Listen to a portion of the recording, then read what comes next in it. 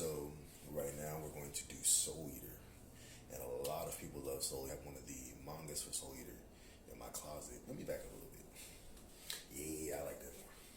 So I have a couple of the mangas for Soul Eater in my closet. Soul Eater is it's gothic, it's funny, it's pervy. Before Fire Force, which was created by the same person, we had Soul Eater. I remember Soul Eater because I remember the witch cat. She's like, we thought she was a witch, but she's actually a cat who's like a big pervert who's just running around butt naked for no reason. Like, clearly the creator just put that in there just for the niggas and for the lesbians. I mean, it is what it is. Shout out to my lesbian homies. Shout out to the studs. It is what it is. Shout out to my anime studs. But when it comes to Soul Eater has a lot of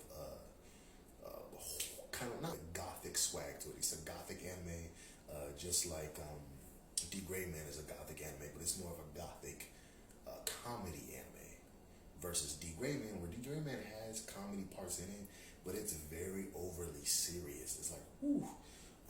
But Soul Eater is very fun and what I love about it is basically how it's set up. Just to put it in simple terms, you have basically someone who is like is a person, and then you have the person has a weapon. So, for example, the main girl character has Soul as her weapon. He is her weapon. She uses him to fight. He's a scythe. And all the characters have that. And this show honestly has a very good start to it. One of my favorite arcs is one of the beginning arcs, right? Where basically there's Black Star, who's like this little blue-haired, little buff little dude that nobody really believes in, but there's this one girl who's a weapon.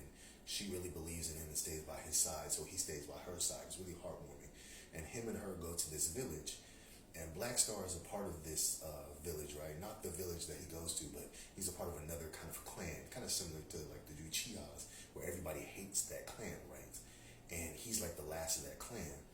And basically what his weapon, what she's trying to do is she's trying to fight her older brother, who's also a cursed weapon. He's a cursed weapon. She's not cursed, but he's a cursed weapon. So she literally goes inside of him, pause, she goes inside of the weapon and fights her older brother. And while she's doing that, you know, Black Star is sitting down and he's just focused on her, and the whole village is literally beating the crap out of him. And all he is doing, he's like, come on, he's cheering her on and everything, and nothing can stop his concentration on helping his friend in need, because she did the same thing for him. They have the perfect relationship, because it's an allegory for relationships. It's pretty clear that they have to have a good relationship to work together to be weapon and human, not human, but weapon and person fighting dark creatures and evil organizations and whatnot. So those two have like one of the most healthy relationships, period. And this is what makes you like the show even more, because it's like a relationship. Like they're basically dating, because they have to get very intimate with one another and understand each other's flaws, weaknesses, and strengths to be able to fight better, And Black Star and his weapon, she's like the cutest little chick. I can't remember her name, but they're like the cutest little chick. It's been a while since I watched it, but she's like the cutest little chick. She fights her older brother. It's a really cool fight scene, and it's just interesting and kind of deep, and just the whole little arc in the village was really good. I think it was like 3 episodes. I'll give it a 10 out of 10 for a first arc, and that's the manga I have too as well. It's that arc, but I really like the fact that they have such a strong connection and a strong vibe, a strong bond. I mean, not vibe, bond, but you get what I'm saying. It's probably one of my favorite bonds in the whole show. They're pretty much in school and in training in the show. There's also my other couple of favorite characters. There's Death the Kid, which is Death's son. Death is basically like the principal there. And then he has 2 women as his weapons. He has 2 guns that are 2 different women. There's one that's like a little bit older, super pretty, older, has a more serious look, but is actually super goofy. And then there's like a shorter one who's very goofy-ish, but she's actually sometimes more serious than the one who acts serious, which is a really cute little dynamic.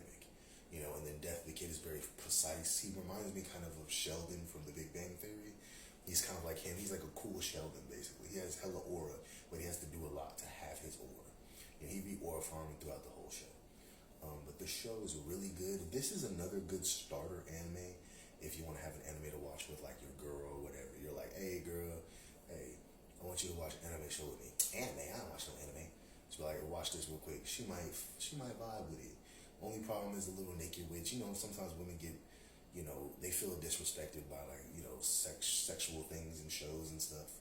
Even though women secretly be some freaks, but that's another video for another day, right? But they might pretend like they're offended by it or whatever, you know. Even though everybody who's had a girlfriend, like, you know, our girlfriends be going crazy. You know what I'm saying? But anyway, I'm just messing with women. You know, I love y'all. I'm just be messing with y'all. But yeah, she might have a problem with like the naked cat witch girl or whatever.